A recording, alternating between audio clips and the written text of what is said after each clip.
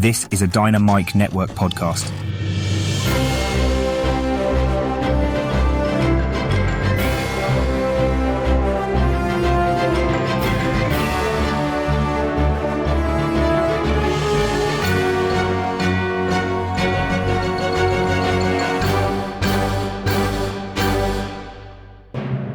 Hi, and welcome to the Dynamic Duel podcast, a weekly show where we review superhero films and debate the superiority between Marvel and DC by comparing their characters in stat-based battle simulations. I'm Marvelous Joe. And I'm his twin brother, Johnny DC. And guys, this is the episode where we find out who would win in a fight between the Red Lantern Atrocitus and the Juggernaut. Holy shitballs, this is going to be an awesome episode. I cannot believe it has taken us until year, 8, 9, to get to a Juggernaut duel. Shame on us. It's a crime, for sure. Yeah, Juggernaut is one of the most powerful Marvel characters out there, and I don't think Atrocitus has a chance in hell of winning this duel. I mean, the guy punches strong. What else is there? Oh, you'll find out later on as we get into the characters' backstories, and then we'll run their stats in 1,000 simulations to come out with a definitive winner. Before that, we're going to break down the latest comic book movie news that came out this past week, which we got a lot of. There was the new Captain America Brave New World official teaser. We got the Agatha All Along teaser trailer, as well as the Watchmen Chapter 1 Redband trailer. A lot to talk about, but as always, we list our segment times in our episode description, so feel free to check out the show notes if you want to skip ahead to a particular topic. Our artificially intelligent duel simulator, AJ9K, has a quick message for our listeners, so listen up. Why, hello there. Do you want even more from this podcast? Then become a part of the Dynamic Duel community on Patreon, where you can choose from 3 tiers. The Dynamic 2.0 tier gives you access to our Discord chat server, the Fantastic 4 tier gives you 2 bonus episodes each month, and the X-Force tier makes you an executive producer of this show. Lastly, the Dynamite Podcast Network tier lets you create your own podcast using this Monte Carlo simulator. Johnny and Joe will help you develop your show, provide graphic support and consultation, and get you simulation results. Pitch the twins your ideas via email at dynamicduelpodcast@gmail.com. Check it out at patreon.com/dynamicduel. Pip pip cheerio. Thanks, AJ9K, and thanks to everyone who supports the podcast. Guys, be sure to tune into the other shows on the Dynamite Podcast Network this week, including Max Destruction, which pits your favorite action heroes from film and television against each other. This week, hosts Ken and Scotty are pitting Schwarzenegger's Conan the Barbarian against King Leonidas from 300. I know we said that last week, but in their last episode, they actually reviewed Conan the Barbarian. On the Senjo World podcast, host Zachary Hepburn speculates on fights between fan-favorite anime and manga characters. The show is currently on a season hiatus, but it's coming back in a few weeks, so this is the perfect time to catch up on Senjo World's 40-episode library. And on the Console Combat podcast, hosts John and Dean find out who would win in fights between popular video game characters.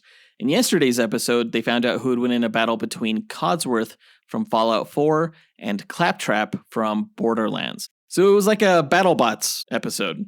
Visit dynamicpodcasts.com or click the link in our show notes to listen to all of the shows in the Dynamite Podcast Network. But with that out of the way, quick to the No Prize! A No Prize is an award Marvel used to give out to fans. Our version, the Dynamic Duel No Prize, is a digital award that we post on Instagram for the person that we feel gave the best answer to our question of the week. Last week we asked you guys, what other Marvel or DC character would you like to see get a cultural reimagining for a one-off special? And this was coming off of the Batman Ninja vs. Yakuza League teaser trailer that we got the week prior. We were saying what other kind of concepts you guys could come up with that was similar to Batman Ninja. And we got a lot of great answers. Like, all of them were great. It was really hard to pick the honorable mentions and winner this week. But the first honorable mention goes to Travis Herndon, who said, "What's up, Dynamic Dudes? Travis here. Shout out to my twin." So my answer had to be Spider-Man, but with an African-style makeover. Like, you can even go for a more mystical route with him, that instead of like a regular spider turtle, it could be a Nazi, the spider from African mythology. I mean, that would be cool, like a mystical Spider-Man. Like, imagine that kind of Spider-Man teaming up with Black Panther. So that's my answer, African Spider-Man. This was such an awesome answer. African Spider-Man, of course, there's the African deity Anansi the Spider, so it totally makes sense that there would be an African Spider-Man, and his stories could take place in early Africa, and it works so well for the character, especially since Anansi is always depicted as kind of like a trickster, jokey kind of god. But the answer is too good because it's already actually been done in Marvel Comics. The very first Spider-Man in the Marvel 616 universe was actually named Anansi, and he was in Africa. Yeah, that blew my mind. I loved this answer so much. I totally thought we were going to give it the win until you were like, this is actually already a thing. I was like, what? And maybe Travis Herndon subliminally already knew that, and maybe that's why, he gave it as his answer. But yeah, great answer. Our next honorable mention goes to Kat Stevenson, who said, "Hi guys, it's Kat, first time caller, long time listener. I think it would be really cool to set Hawkeye in a Wild Western setting. I know it's one of the weirder things, but I think a Sheriff Hawkeye thing would be really intriguing to watch, and I think it'd be super fun. It'd be a good movie, different animation styles, and I would kill to see a bow and arrow duel scene. That would be epic. All right, guys, hope you have a good day. Bye-bye. This is a really fun answer. I think having Hawkeye set in the days of the Old West, using his bow and arrow instead of gunslinging to fight villains as the sheriff of this Old West town, that's perfect. I could totally picture it in my head, maybe he was trained by Native Americans of the time in the use of the bow and arrow, and he just prefers to use that, and he's shooting down the barrels of bad guys' guns as they're set to draw and everything like that. It would be fantastic. Yeah, seeing a high noon type duel in the dirt roads of the Old West with a bow and arrow would be wild. Wild West. And they could probably name the movie Wild Wild West. And then they could have a giant spider in it? A Nazi. Yeah, oh my god, it all makes sense. It's coming full circle. Great answer, Kat. Our next honorable mention goes to Colby Henches, who said, "Hey boys, Colby Henches. I'd like to see Doctor Strange get a Celtic reimagining. Less occult and mysticism, more nature and druid kind of vibes. That's what I want." That would be cool. Have an old medieval style version of Doctor Strange. Just reimagine him in that time period, probably set around Ireland or Scotland or something like that, the old Celtic region, and have him more of a, druid nature bound type of spellcaster. I think that works pretty well for the Master of the Mystic Arts. Yeah, I'm actually not too familiar with druid shamanism and how it compares to something like occultism. So I'd actually be really interested to see that. Well, it's a lot of animal and plant control, nature control type stuff, right? Gotcha. That'd be totally cool to see. And I would love to see it in that Book of Kells, Wolfwalkers type animation style. That would be really cool. Oh, hell yeah. Yeah, that's really cool. That's a great idea. Great answer, Colby. We want to give a special shout out to Miggy Matanguihan, who suggested the idea of a Filipino Flash, which was a great concept. I think we were just looking for more of a hook there. Also, shout out to Cyrus Moore, who said he wanted to see stories about Green Lanterns throughout American history dating back to the Revolutionary War, which was just a little bit more broad of a concept than we were looking for. But that does sound pretty cool too.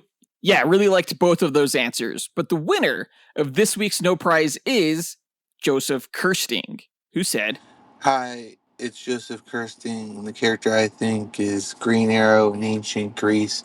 I think you see him grow up under the rightful king, maybe a son of Apollo, get banished by an evil king, him fight his way back in a classic hero quest and overthrow the evil king and become a vigilante king hybrid. I think that'd be pretty cool." Yeah, ancient Greek myths are heavily influential when it comes to heroic storytelling in comics in particular. It would be really cool to see Oliver Queen among the pantheon of heroes that include Hercules and Perseus and Jason. His old school approach really works within that world because you could also explain his trick arrows as being divine or mythic in some way. Yeah, given to him by Apollo or Artemis or something like that. Fantastic.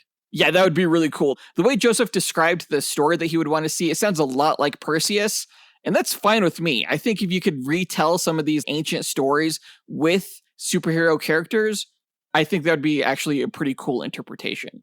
That actually would be really cool. I would read a series about that for sure. So great answer, Joseph. You win this week's No Prize. If you, the listener, want a shot at winning your own No Prize, stay tuned to later on in this episode when we'll be asking another question of the week. And now that that's done, on to the news.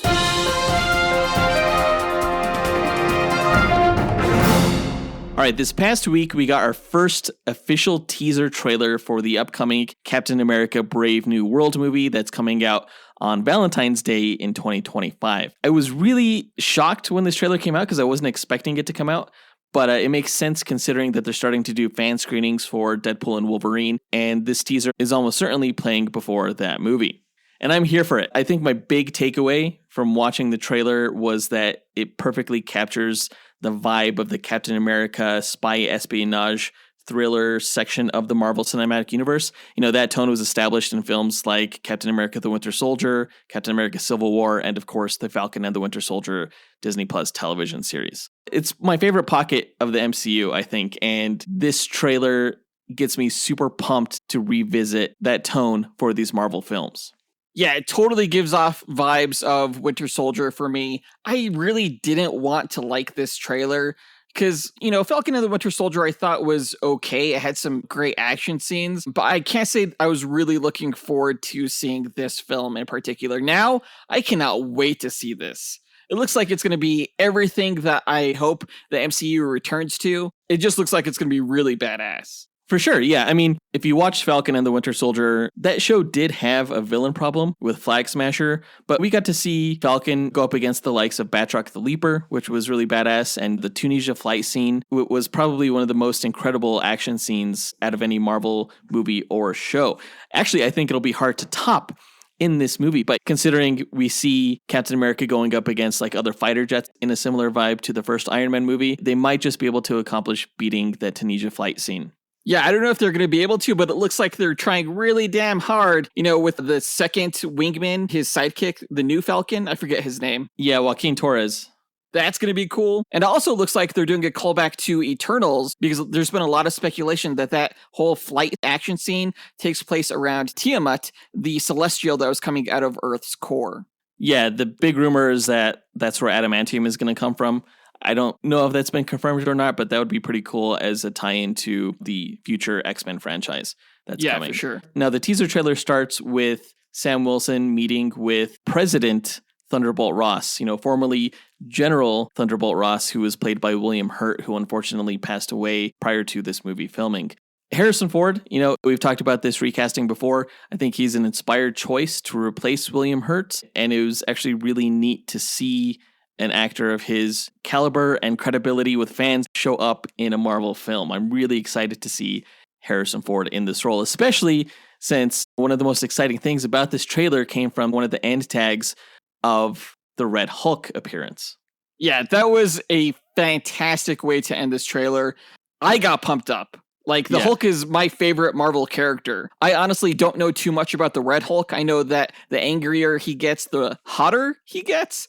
Not like sexually, but like heat-wise. Yeah, the angrier he gets, the more he emits heat radiation.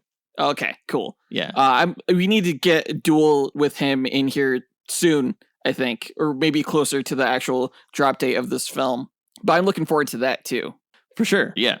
I think one of the coolest things about this whole trailer, too, was this initial setup, this conversation between Sam Wilson and Thunderbolt Ross, and the premise that Ross wants to make Captain America a figure in the military once again. Yeah, that's fascinating. It's probably not something that Steve Rogers would have gone for, considering his stance on the Accords. I wonder how Sam Wilson will respond. If he'll take the same route that Steve probably would have done and choose to be independent, or if he'll agree to be folded into official government channels.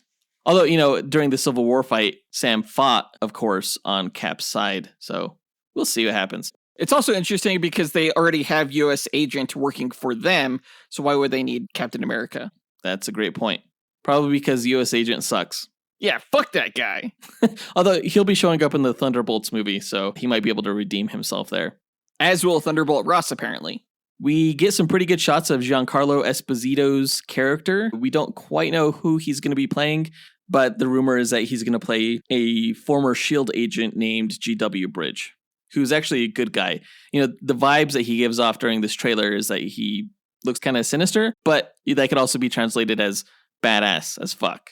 It was interesting to see Isaiah Bradley here, who was in the Falcon and the Winter television show. He was another super soldier, the first black super soldier, and he tries to assassinate President Ross. Yeah, not gonna lie, this trailer definitely hit a little bit differently after Trump's assassination attempt. It's a dark reminder of what the world is actually like. For sure. There's actually a lot of shit going on in the real world that's affecting this movie, and actually even the Falcon and the Winter Soldier, because that show originally had a plot dealing with a global virus. And now you have this movie with an attempted assassination and also all the shit that's going on in Israel and Gaza right now. As a matter of fact, that geopolitical situation has forced Marvel to drop the moniker of Sabra from Shira Haas, who plays the character in this movie. I believe the change that they're going with is that Ruth Bat Saraf is going to be a former Black Widow as opposed to the Israeli hero. Can life stop imitating art, please? For real, right? Hopefully nothing else drastic happens, like the White House doesn't get destroyed or something like that. Yeah, if it's destroyed by like a red Hulk, especially, I'm going to be like, nope. We do get a slight glimpse of the back of the leader's head, Samuel Stearns, played by Tim Blake Nelson, and we hear his voice in this trailer too, actually. Who knows what part the leader's going to play in this movie, if he's the one who's maybe mind-controlling Isaiah Bradley, because he does have the power of telepathy in the comics. Maybe he had something to do with transforming President Ross into the Red Hulk. That would make sense. But however it plays out, I'm super here for this movie, man. I cannot wait to see it. Yeah, I'm really looking forward to the leader as a villain because we've been waiting for him ever since the second film within the MCU, The Incredible Hulk. Right, yeah, they've been sitting on that character for a while, so hopefully it's all worth the wait. Hopefully this movie is better than the Falcon and the Winter Soldier television series, which we thought was mostly okay, but that brings us to our question of the week. What has been your favorite Disney Plus original series from Marvel Studios so far?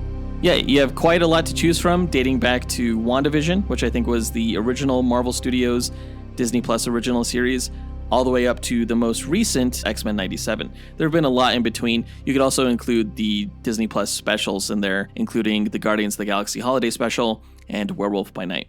Just pick one and let us know why you liked it the most. Record your answer at dynamicduel.com by clicking on the red microphone button in the bottom right-hand corner of the screen, which will prompt you to leave us a voicemail.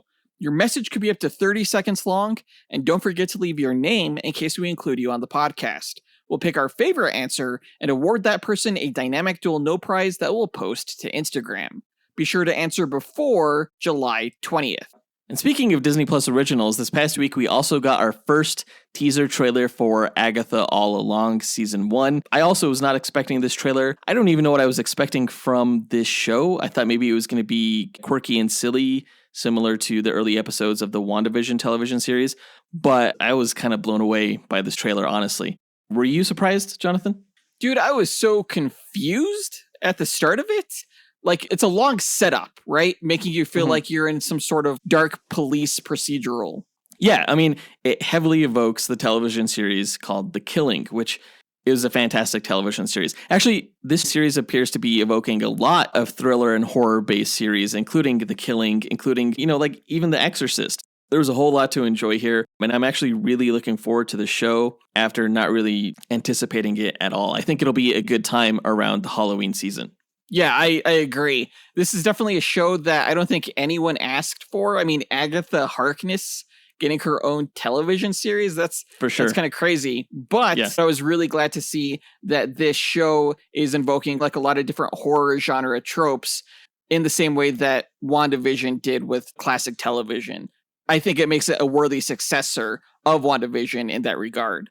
Yeah, Agatha Harkness is not a popular Marvel character for sure. Definitely nobody asked for this series, but she does inhabit this very specific corner of the Marvel universe, specifically witchcraft. If you're talking about witches, outside of the Scarlet Witch, Agatha Harkness is like the biggest player in the game. And it seems like they have an interesting story to tell here where we see that Agatha was trapped in Wanda's spell, and since the Scarlet Witch died in the Multiverse of Madness, there's no way for her to get out. So we have this other witch, Rio, played by Aubrey Plaza, kind of snap her out of the spell and see if she can get her magic back, it looks like. Although I'm not entirely sure Aubrey Plaza is a good guy or a bad guy here. She really comes across as the same character that she played in the Legion television series, which is far and away one of my favorite Marvel television series ever. But in that show, she played Lenny, who was once possessed by the Shadow King. And I don't know if it's just Aubrey Plaza's demeanor or cadence or something like that, but she always comes across as a little kind of sinister. I totally get those vibes as well. If they have any sort of multiversal aspect to the show, it would be nice to get a callback to Lenny, because Aubrey Plaza was just incredible in the Legion television series.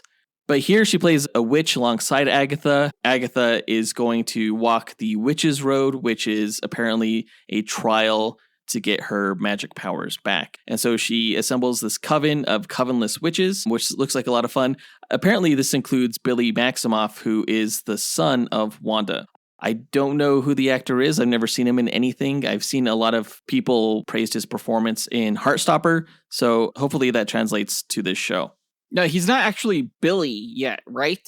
Well, he's credited, I believe, as just Teen, but I think it's going to be revealed that he is Billy, aka Wiccan, a member of the Young Avengers. I wonder if we'll run into Speed as well this series. His brother? Yeah, that would be fantastic. I don't know if he fits within the story that they're trying to tell here about witches and magic, but it feels not right to see one brother and not the other.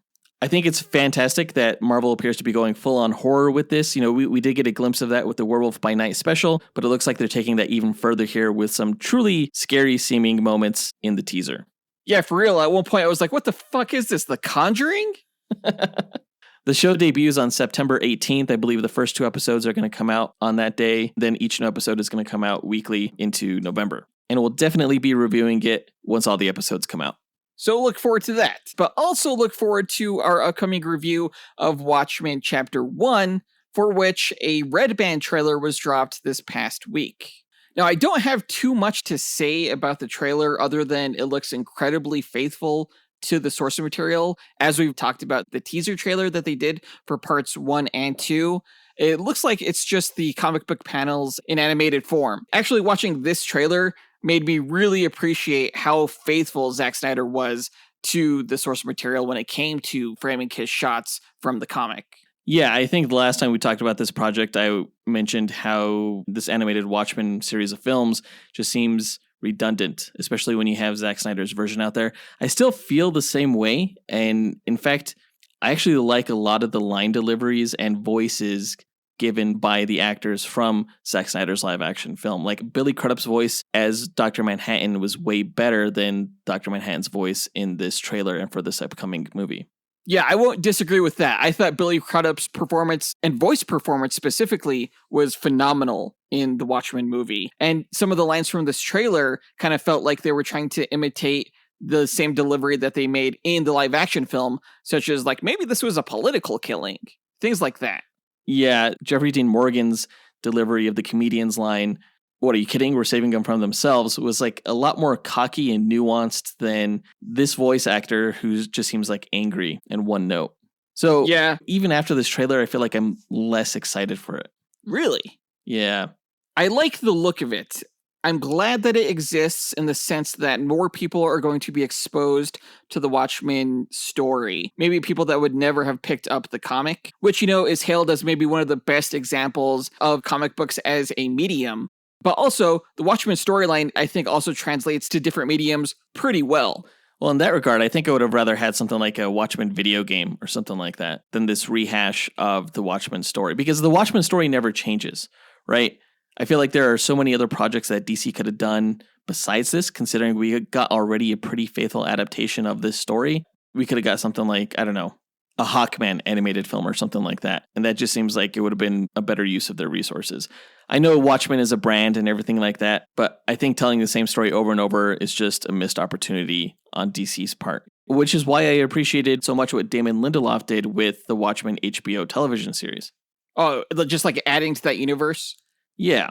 Yeah, he did a fantastic job with that. I did notice that Paramount was one of the studios responsible for this animated film. They, of course, helped produce the live-action film made by Zack Snyder along with Warner Brothers. And I'm wondering if this maybe is a push in some way for Paramount to make money. I know that the studio is being sold currently, and this may be like an easy cash grab, considering the fact, as we've learned since the last time we reviewed the teaser trailer for this, Watchmen is apparently DC Comics' best-selling published work, like by far, year after year. More than like The Dark Knight or something like that? Something Batman related? Oh yeah, absolutely, totally. That's weird. I mean, is it? It's a really good piece of work. Of course, the trailer was Redband for this film because it's going to have nudity in it. In the trailer, it even shows Dr. Manhattan's schlong, which is going to be weird to see animated. I wonder what kind of floppy effects they're going to give it. Yeah, it was pretty floppy in the live action movie. Not that I was paying too much attention, but yeah, not that you were stepping frame by frame. But yeah, it looks incredibly faithful. From the looks of it, the film may go up to the Fearful Symmetry chapter within Watchmen, which I know was the halfway mark of the book. And then part 2 will carry on the story from there. Exactly. So like the prison sequences, the breakout, all the squid stuff, that won't be until next year. Chapter 1, of course, is being released on August 13th. So we're just a month away from reviewing it. Along with everything else that's being released around that time. Jeez. For real. Disney and Warner Brothers decided to release everything all at once this summer. It's ridiculous.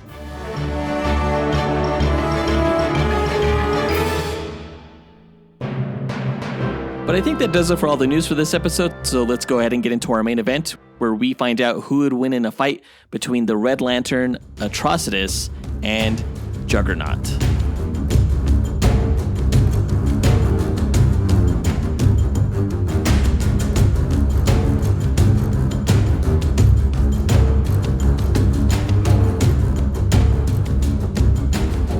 All right, Atrocitus versus Juggernaut. These are two extreme powerhouses from Marvel and DC, both wielding crimson energies, as it were. You know, Atrocitus with his Red Lantern ring and Juggernaut with the crimson bands of Sidarok. That was like a Doctor Strange thing, wasn't it? Yes, he has a spell called the Crimson Bands of Sidarok, which he uses to ensnare people. Now, he invokes the same entity that the Juggernaut is a champion of, but no, the bands that the Juggernaut wields are what provide him his armor. It's not like he can summon an ensnaring spell or anything like that. Right, so these are like bracelets? Yeah, pretty much. Okay, so it's like the tough guy wearing red jewelry duel. Exactly. Another tie-in between these characters is that they're both magically powered. I know that the Juggernaut is, but I'm not so sure about Atrocitus. Yeah, Atrocitus is like a shaman, you could say. So their powers sort of come from magic in a way. Should be interesting. But to explain the methodology behind our duels, let's go to our sentient duel simulator, Alfred Jarvis 9000. AJ9K, tell our listeners how you go about determining a winner in our duel matchups. Yes, of course, sir.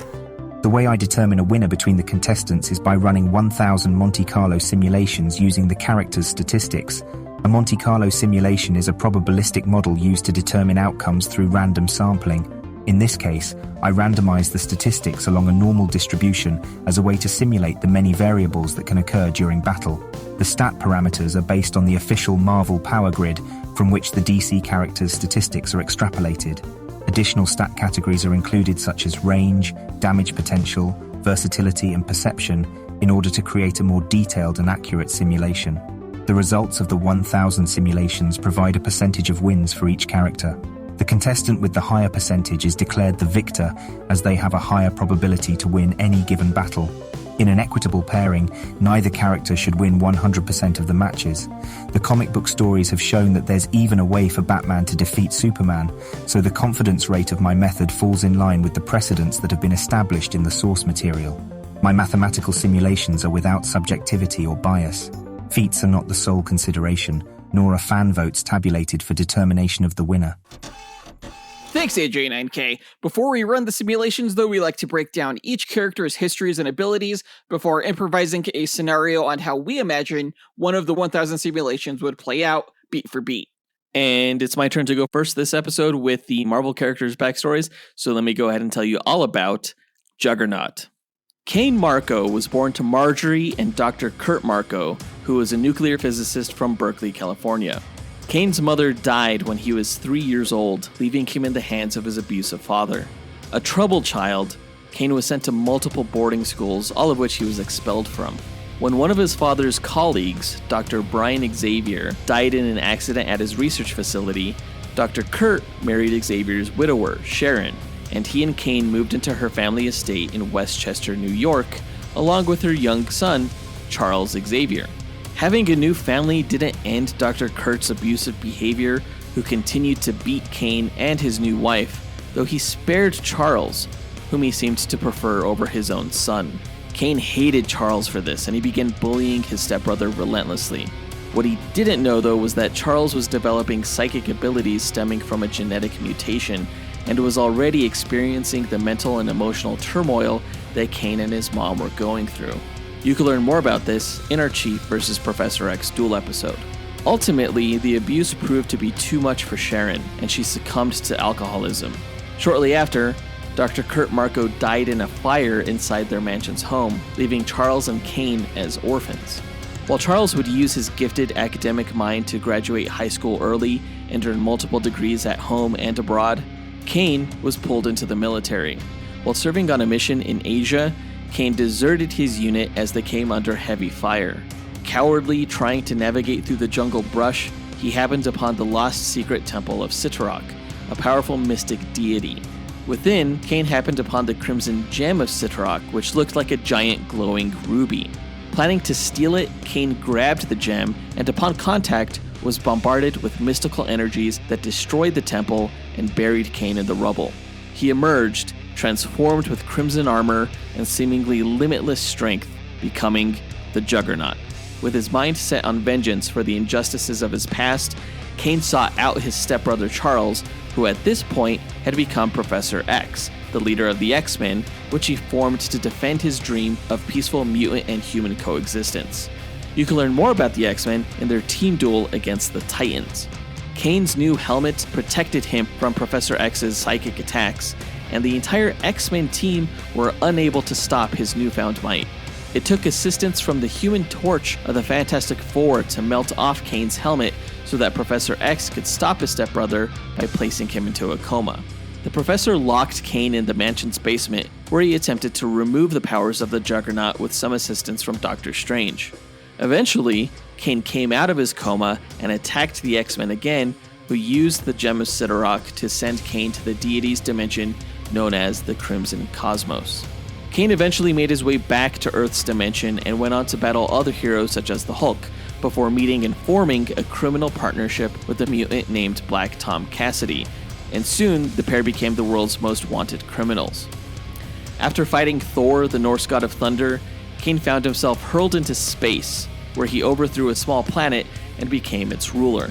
Black Tom Cassidy made a deal for access to a teleportation machine, which he used to get Kane back to Earth. Upon his return, Kane searched for and rediscovered his Crimson Gem of Sitarok to reclaim his power source, which mystically bonded to his body. Not long after, the powerful psychic entity known as Onslaught emerged, a manifestation of the combined psyches of Magneto and Professor X. Shocked to learn that Onslaught was partly his stepbrother, Kane fought the entity, who ripped the Crimson Gem from Kane's body and trapped him inside of it. Kane eventually was able to free himself only by destroying a corrupt aspect of Sitarok himself, a battle that would later strip him of most of his power. Humbled, Kane finally reconciled with his stepbrother Professor X and joined the X-Men, coming to understand the mutant plight despite not being a mutant himself.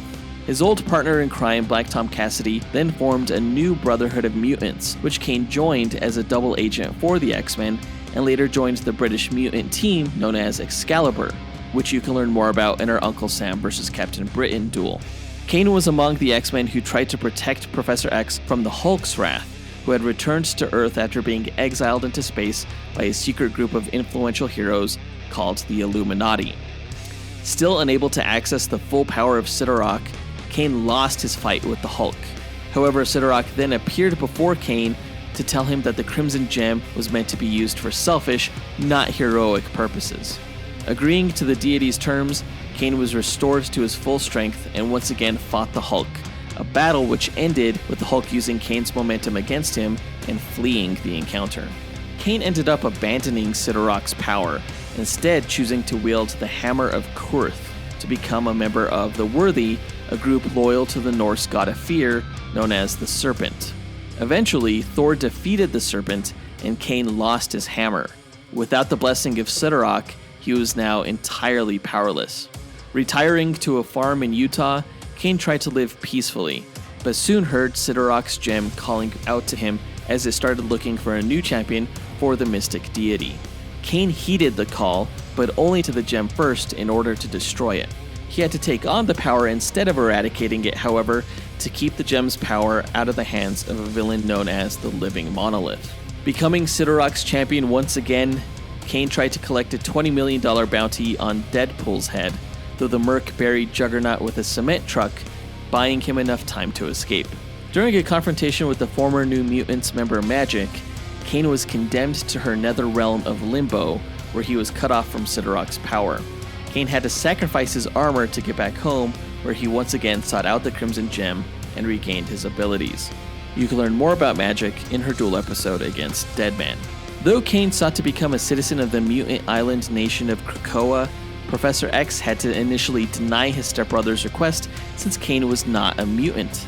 However, due to his history as a member of the X-Men, Krakoa's leading council put Cain's citizenship up for a vote, and he was able to join his former teammates on the island. Cain became a member of one of Krakoa's defensive forces based out of a pocket reality contained in Professor X's son Legion's psyche, a team known as the Legionaries. You can learn more about Legion and Krakoa in their respective duels against Crazy Jane and Danny the Street. And that's the Juggernaut's backstory. Powers-wise, Juggernaut is bonded to the Crimson Bands of Siddharok, granting him immense levels of mystic power. This includes vastly enhanced strength, able to lift in excess of 100 tons. He is fully invulnerable to damage due to a mystic personal force field around his body, which he can extend to increase his area of protection.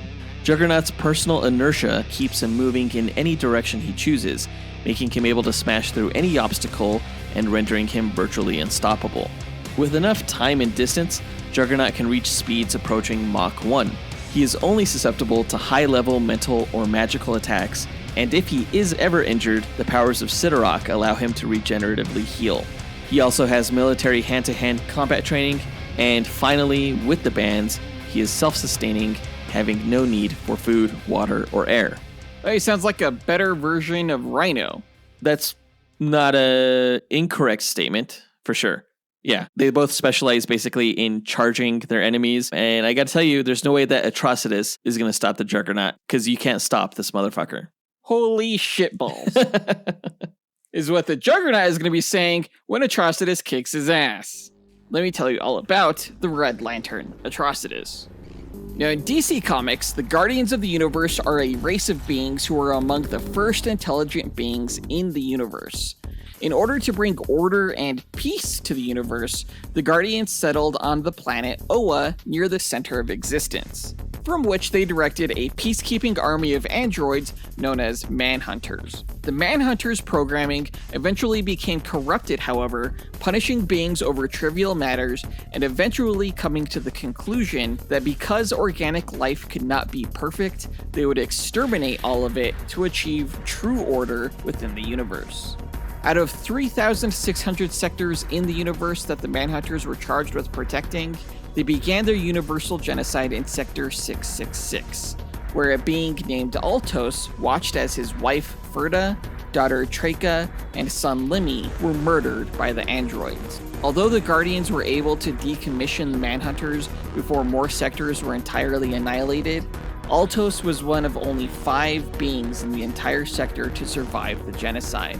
Together, they formed a terrorist cabal known as the Five Inversions that was dedicated to destroying the Guardians from Oa and all that served them. With Altos, now known as Atrocitus, as their leader, the Five Inversions performed an alien occult ritual that allowed them to see into the future, prophesying, among other things, the Blackest Night event when Necron, the embodiment of death, would usher in the death of all life in the universe. After setting up a home base on the planet Yasmalt, the Five Inversions conquered 3 entire galaxies, establishing a dominion known as the Empire of Tears, with magic and occulticism integrated into everyday life. Looking to quell the Inversion's terrorism and replace the Empire of Tyr's chaotic magic use with scientific order, the Guardians used their new universal peacekeepers, the Green Lantern Corps, to overthrow the Empire and imprison the 5 Inversions on Ysmalt. The 5 prisoners were periodically visited by the Green Lantern named Abin Sur, who became obsessed with their prophecy of the Blackest Night. When Abin freed Atrocitus in order to guide him to the source of the prophetic Black on Earth, Atrocitus escaped, fatally injuring Abin and beginning a rampage on Earth. After performing rituals to track down William Hand, the one prophesied to herald the Blackest Night, Atrocitus was attacked and defeated by Sinestro and the rookie Green Lantern Hal Jordan, both of whom you can learn more about in our Sinestro vs. Magneto and Green Lantern vs. Nova Duel episodes. Sinestro returned Atrocitus to Ysmalt, where Atrocitus vowed revenge against Sinestro and prophesied that Sinestro's home planet of Korugar would fall into chaos. This prophecy eventually resulted in Sinestro defecting from the Green Lantern Corps and starting his own Sinestro Corps, who went to war with the Guardians. It was at this time that Atrocitus forged the first Red Lantern power battery, powered by rage, in much the same way that Green Lanterns and Yellow Lanterns were powered by willpower and fear, respectively. He killed the other 4 inversions, using their blood to create a red central power battery and red rings, which were sent to wrathful beings across the universe, primarily those who had been wronged by the Sinestro Corps, including the former Green Lantern Lyra. The Red Lanterns ambushed the Green Lanterns after they had defeated Sinestro, capturing him and retreating to Ysmalt. There, Atrocitus had Sinestro crucified to a Red Lantern symbol, attempting to use his blood to expand his new red rings for his Corps, with the goal of destroying Korugar, the Sinestro Corps, and the Green Lantern Corps. Before he could, however, Sinestro was rescued by his Corps members alongside Hal Jordan and a couple of Blue Lanterns in a massive battle on Ysmalt, forcing Atrocitus to retreat to the dark side of the planet, where he performed a ritual to locate the Blue Lantern's homeworld, as they too were now the subject of his wrath. During the Blackest Night event, Black Power Rings arrived on Ysmalt and reanimated Lyra as well as the other 4 inversions, one of which ripped out Atrocitus' heart, though he survived since Red Lantern blood was pumped by their red rings once they obtained them. Later, on Akara, Atrocitus attempted to steal the sole Orange Lantern Larfleeze's power battery, but was thwarted by members of the other colored Corps: Hal Jordan, Sinestro, the Blue Lantern Saint Walker, the Violet Lantern Carol Ferris, as well as Indigo One. Atrocitus was taken to the planet Riot, where he agreed to help fight the Black Lanterns, despite vowing to kill the Guardians afterward. After tracking the Black Lantern Central Power Battery to Earth, the Corps leaders combined their lights to form the White Light of Creation, though it failed to destroy the battery. During an attack by a Black Lantern Spectre, Atrocitus sensed its true nature as an entity of divine wrath and attempted to capture him to use his rage as a power source. His attempt failed, however, and Atrocitus received a warning from the Spectre about the true rage entity of the emotional spectrum, a being known as the Butcher. After Necron and the Black Lanterns were defeated, Atrocitus returned to Earth and used the blood of several criminals to perform a ritual to locate the emotional spectrum entities, including the Butcher, though his action sparked a confrontation with Hal, Carol, and Sinestro. Atrocitus had hired Lobo earlier to attack them, however, in a ploy to gain the others' trust. His plan worked, and Atrocitus managed to locate the Butcher, which, with reluctant help from the Spectre, he managed to imprison in his power battery to use as an energy source for his rings to create constructs. Though the Spectre tried to stop him, he found himself unable as he realized Atrocitus' cause was a quote-unquote holy one. You can learn more about the Spectre in his duel against Galactus. The Butcher was, however, eventually freed from Atrocitus' lantern by the villain Krona, a former guardian of the universe who was responsible for unleashing evil and chaos on the world near the beginning of time. After using the Butcher to defeat Atrocitus and several other lanterns, Krona retreated to the planet Riot, and though Atrocitus and the others managed to track him there, they initially only found the Book of Black, which revealed that it was Krona all along who had corrupted the Manhunter's programming. The Lanterns became trapped within the book, but were eventually freed by the Green Lantern Kyle Rayner. Although Atrocitus was robbed of the opportunity to kill Krona in revenge, as Hal Jordan had done it while Atrocitus was trapped, Krona's corpse was delivered to Atrocitus on Ysmalt to do with as he saw fit. With the ultimate cause for his rage avenged, Atrocitus feared losing control over the Red Lanterns as his rage dimmed. Performing a blood ritual using Krona's innards, Atrocitus made a new vow to punish the guilty across the universe to maintain order, and he promoted one of his Red Lanterns, Bleas, to be his right hand, restoring her sanity as the Red Lantern rings drive its bearers mad with rage. Bleas, however, almost immediately attempted a revolt, and on top of that, Krona's corpse went missing, leading Atrocitus to fear that Krona had resurrected somehow. In reality, a being named Abysmus, which was one of Atrocitus's early attempts at creating life through necromancy, stole Krona's corpse and ate it, imbuing him with great power. Although Atrocitus was injured in the battle against Abysmus, he was saved by John Moore, the new Red Lantern of Earth. When another Lantern of Earth, Kyle Rayner, attempted to harness the power of the Seven Core, Atrocitus agreed to train Kyle in harnessing rage and the use of a Red Lantern ring. Shortly after, Atrocitus was confronted by a powerful entity known as the First Lantern, who revealed to him an alternate reality in which his former self, Altos, did not lose his family to the Manhunters, but instead rose to power as a wrathful dictator within his sector, going so far as to killing his own wife and later being killed by his own son. Atrocitus rejected this reality and joined a campaign to destroy the First Lantern with the other Corps, which also resulted in him and Sinestro killing the last of the Guardians of the Universe. Stripped of his red ring by the Green Lantern Guy Gardner, who became the new leader of the Red Lanterns, Atrocitus merged with the Butcher, but was stripped of the entity by Kyle Rayner. After attempting to create hundreds more rings and ring bearers on Earth, Guy Gardner destroyed all of the new rings, as well as Atrocitus, seemingly. Atrocitus emerged later on, however, and regained leadership over the Red Lanterns, with whom he began enacting the prophecy of the Red Dawn on Earth, as the planet and its beings were the new source of his rage. And that's Atrocitus so far.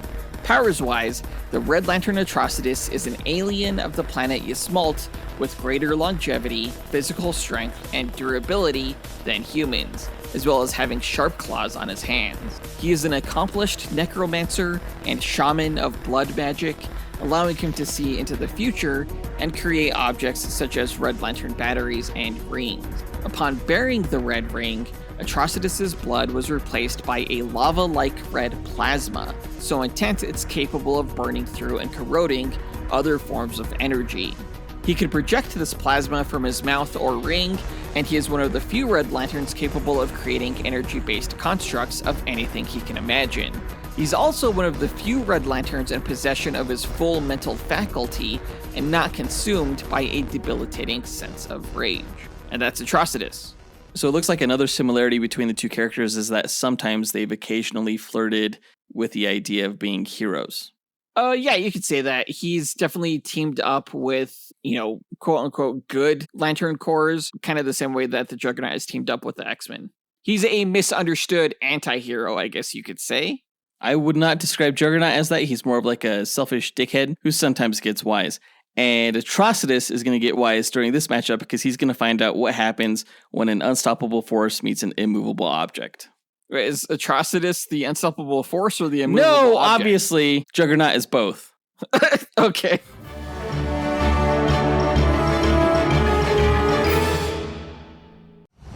In a world where fantasies collide and heroes clash, one podcast network rises above the rest.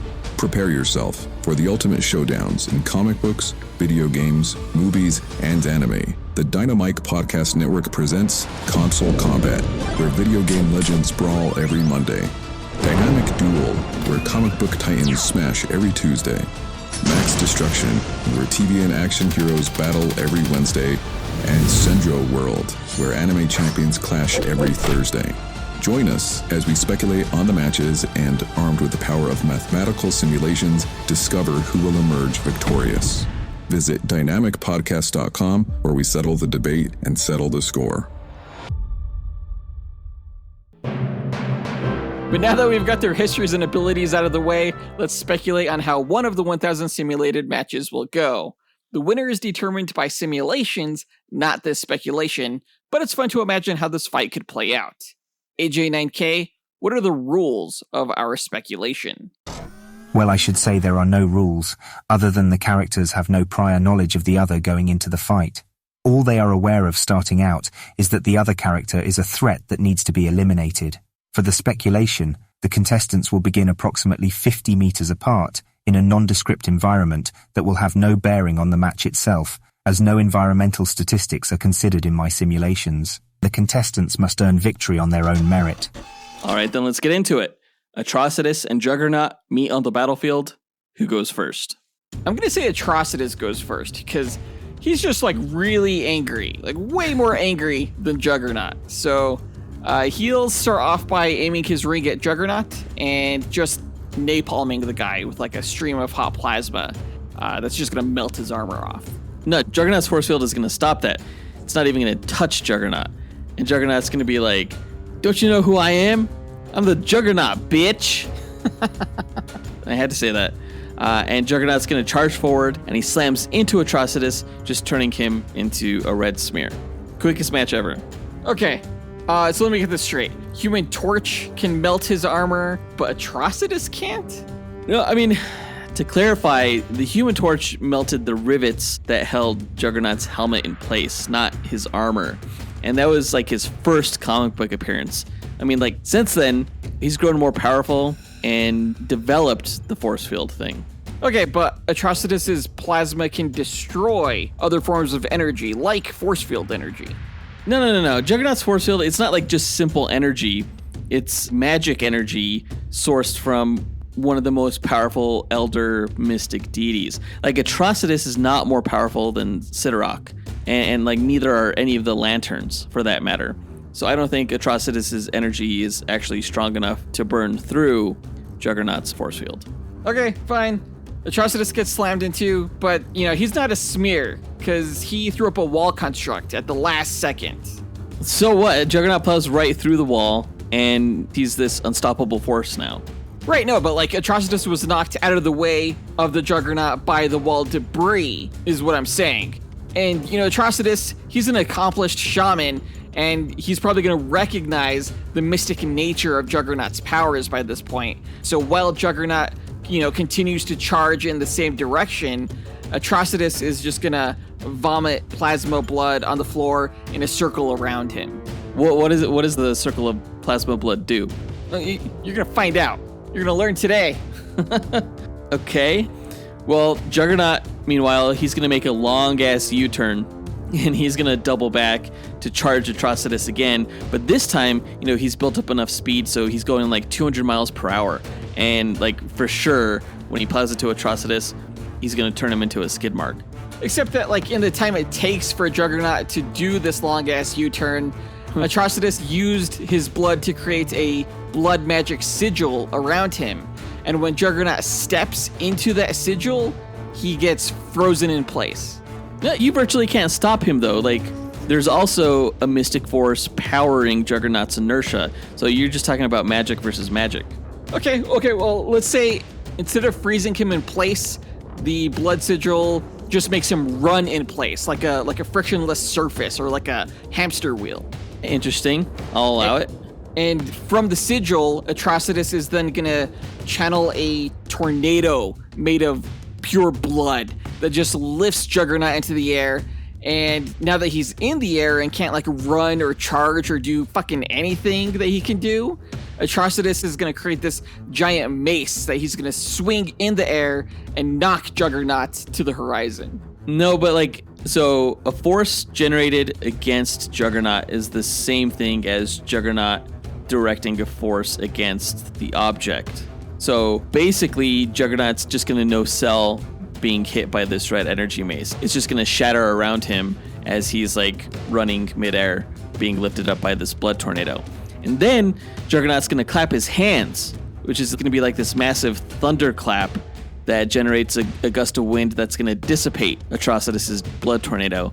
And Juggernaut's going to fall to the ground, outside of the blood sigil, and he's going to stomp the ground, which is going to kick up this massive ass boulder that he catches and just hurls at Atrocitus, just smashing into him.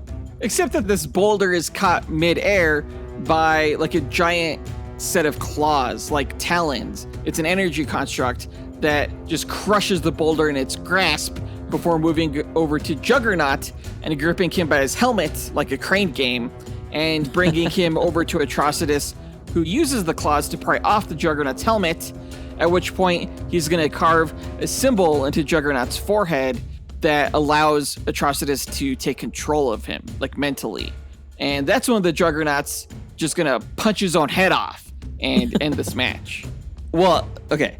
If the talons pick up and bring Juggernaut over to Atrocitus, then they're generating inertia for Juggernaut in Atrocitus' direction, right?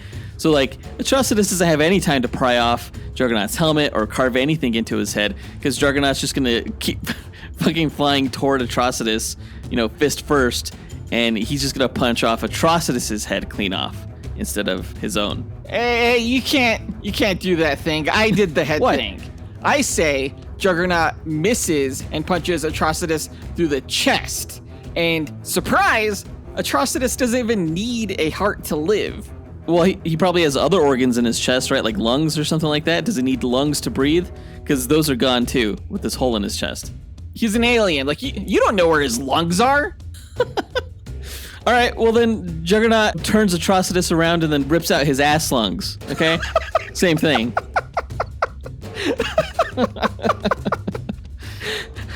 The disrespect. No way Atrocitus is going to let this happen to him. He would just get so pissed off. He's already full of rage. And he saw this coming. So it didn't happen because he divined the future before this match and saw Juggernaut would try shit like that. And so it doesn't work. Like, Juggernaut just ends up under his control. End of match that never happened. All right, we'll go ahead and leave it there. Either Atrocitus manages to pry off Juggernaut's helmet and carve a magic symbol in his forehead that makes him take over Juggernaut's mind and cause him to punch his head off, or Juggernaut rips out Atrocitus' heart and or butt lungs. Well, it's not the heart. I hate to say it's the butt lungs. We'll just say internal organs. We'll just go with that. Okay, there we go. We'll go ahead and leave the match there. We're going to input the character's stats, run 1,000 simulations, and come back with a winner. AJ9K, hit it. Inputting data, running calculations, processing results, simulations complete. All right, this is a pretty interesting matchup. The characters were semi-similar in terms of their stats, although we did give the edge in things like durability and strength, obviously, to Juggernaut. Yeah, there was no surprise there. Also, no surprise we gave the edge in terms of versatility, range, and evasiveness to Atrocitus, because Juggernaut never evades. Yeah, that's true. We also gave the speed advantage to Atrocitus because Juggernaut, really has to accelerate to those high speeds that he can run at. Whereas Atrocitus, he's damn fast.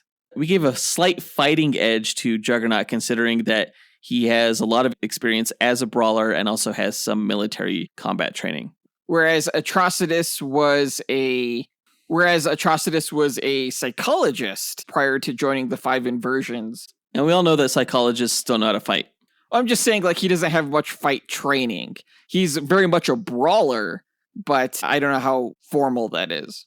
Of course, this means that Atrocitus' background gives him the edge in intelligence. We also said that he had the edge in perception, being that he can divine the future. So taking all these stats into account, Jonathan, who do you think is going to take home the dub? I'm pretty sure it's going to be Atrocitus. They were almost tit for tat when it came to the different stats, but I feel like the stats where Atrocitus came out ahead in, he came out far ahead in. And I think most people would agree. Our Instagram followers in the poll that we did voted 73% in favor of Atrocitus winning, which surprised me, not going to lie. I mean, it's the motherfucking Juggernaut. You can't stop him. I don't see how you can vote against him. But let's see if they're right. AG9K, the results, please. Here you are, sir. All right, the winner between Atrocitus and Juggernaut is Atrocitus. Of course it is. Of course it is. I guess you can stop this motherfucker, because Atrocitus laid the beat down on Juggernaut, winning 827 of the simulated matches over Juggernaut's measly 173 wins. Holy shit. Yeah, 82.7% over 17.3% is no joke. Juggernaut just didn't have, a lot of the stuff that Atrocitus excelled in, like range, versatility, and speed. Durability and strength alone weren't able to help him overcome. I mean, really, statistically, Juggernaut is not that impressive of a specimen. He's kind of a one-trick pony in that, he smashes things and he punches things, and he does that stuff really well, but there's not much more he can do. Yeah, he's sort of like the ultimate when it comes to like smashing and punching things, right? Yeah. But yeah, it definitely didn't help him when it came up against a character as versatile as a lantern. So does that mean that this was a mismatch? Absolutely. Yeah. I mean, I liked the idea of it at the time because, again, all the different correlations that we found between them in regards to like red energy, and they're just both angry. Thematically, the match works. But statistically, it could have been worse almost. And we definitely can't blame the executive producers on this one because it was my idea for a matchup. I perhaps overestimated the Juggernaut's ability to go up against a Red Lantern. So that's my bad. And once again, you underestimate the awesomeness of DC. And now you're learning your lesson. I definitely overestimate the cheaterness, the overpoweredness of DC quite often. I tend not to think that the characters are as bullshit as they are, but apparently I'm wrong. It's a fucking lantern character. How did you not see this coming? Because it's the fucking Juggernaut, bitch. That's why. Pride. That's what it is. You're too proud of your Marvel characters. Well, pride cometh before the fall, and now you know. Well, my fist cometh before your fall next time I see you, simply because I'm mad about this match. So, yeah, next time I see you in person, Jonathan, just be ready. You're going to get punched. Okay, and like Atrocitus, before you even reach me, I'm just going to vomit all over you.